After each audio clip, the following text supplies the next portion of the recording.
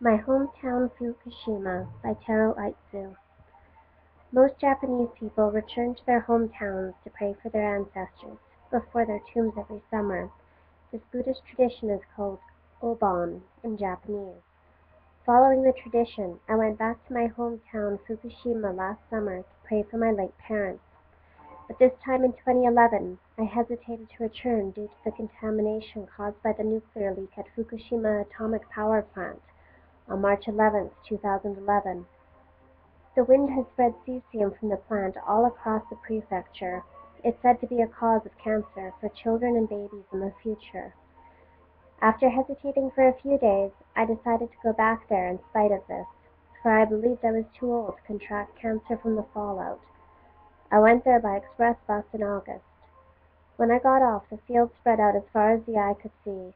I can't believe they are contaminated by cesium winds, these green rice fields.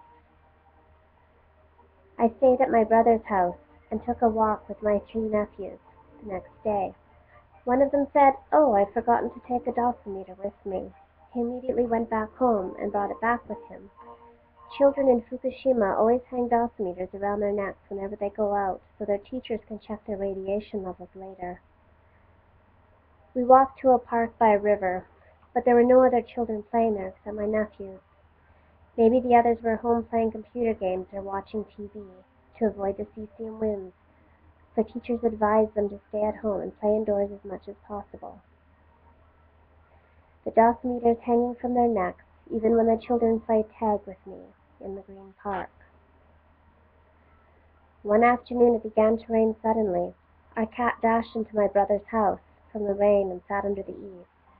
The cat, ignorant, as it licked cesium rain from its wet fur. Many residents living near the plant fled after the leak. In particular, some young parents with children or babies sought safe shelter very far away from the area. But some old farmers near the plant, whether they were wealthy or not, did not wish to seek refuge elsewhere. They neither wanted to learn new dialects, new customs, nor leave their neighbors and friends. Officials say, "Flee from your village," but the old men refuse, as they want to stay in their hometown. One night when we watched soccer game on TV together in the living room, I ate a pink peach. Though very delicious, a trace of cesium must have just entered my body. I can't see cesium, nor hear it, nor feel it. It's an invisible enemy. However, honestly speaking, I'm not sure if the trace of cesium is my enemy or not. Some experts say it may be good for the health as long as it's just a trace. Others say it's very dangerous. I don't know which is true. Strictly speaking, even experts haven't discovered the truth. In the future, we'll be able to see what effect cesium will have, good or bad. But now I want to find out whether I will contract cancer or not. Nevertheless, I can't realize my future now. God is aware of it. But if He doesn't exist, no one can know it in the vast universe. Cesium exists silently, without any smell, without any taste, in my dark cells. At late night, I talked of the radioactive contamination with my brother. What he told about a dairy farmer's suicide was a great shock to me. I examined the details by reading lots of articles about him in some magazines. The summary was as follows. A dairy farmer lived in a small village near the Fukushima plant with his Philippine wife and 2 sons. His family was happy as he kept about 40 cows and worked very hard with his wife every day. He built a new cow shed to earn more money because his sons were still young. He prepared a new satchel for his elder son and expected that the entrance ceremony at the elementary school would be held in April, when the cherry blossoms were in full bloom around the school ground. But suddenly the plant exploded after a huge tsunami on March 11th. The wind from there spread the cesium all over the fields, forests, and rivers in his village. The cesium stuck all the grass, trees, and water without being seen, being heard, and being smelled. After a while, the milk from his cows contained lots of cesium, as they drank the water of rivers contaminated by cesium. He had to throw out all the milk every day. Because of concern for the health of his sons, he made his family evacuate from the village and go to the Philippines in April. It was before the entrance ceremony at the elementary school. The farmer remained by himself and kept working in the village for a while. Though he worked very hard, the level of the cesium was still high. At last he gave up milking the cows and joined his family in the Philippines in late April. However, he was able to understand neither English nor the Philippine language, Tagalog. He could not get a job there and returned to Japan alone in May, but he had neither cows nor his family in his village. The dairy farmer left this message: if the plant hadn't exploded. He was only 54 years old. One day I went sightseeing to a famous tourist attraction by a large lake with my brother's family, but there were few visitors due to concerns about cesium contamination. Then the blue surface of the lake was as brilliant as that of the usual summer. The breeze from the lake was very cool. The voices of the inhabitants were very calm. Almost everything looked the same as in any other summer, but there were no children swimming in the lake or screaming on the beach. It used to be crowded in the past with many children on summer vacation. Come back, my former Fukushima, where children once played outside with their parents. After the explosions, many parents and public servants began to clean cesium from the grounds of all preschools, primary schools, and high schools. The residents cleaned their gardens and even their trees.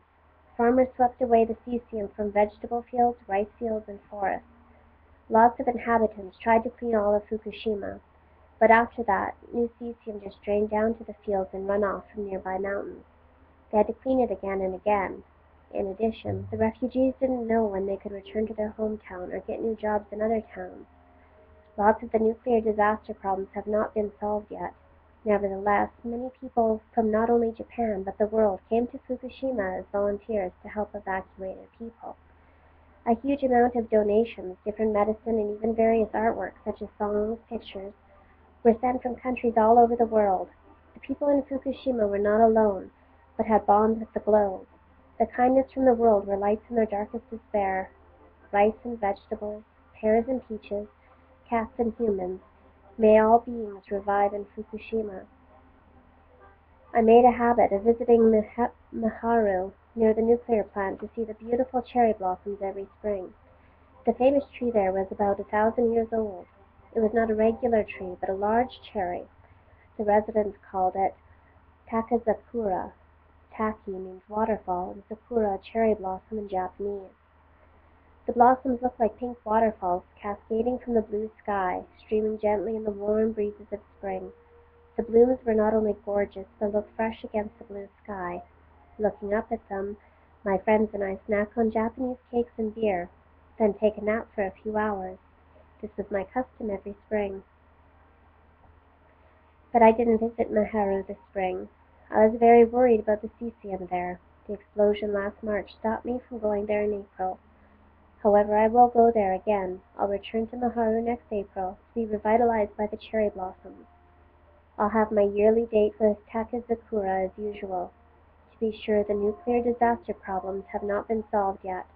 It may take dozens or hundreds of years to solve them completely, but Takazakura will be living a healthy life with the residents as a symbol of restoration during this long span. If we look after it carefully, it will live for 1,000 years, and Takazakura will bloom, gorgeous and fresh against the blue sky, every spring, even after the radioactive contamination is solved completely. Of course, we'll be dead 1,000 years later, but then our descendants will be able to see them in full bloom. We'll sing a song and dance again around the blossoms in our hometown, Fukushima, Fukushima.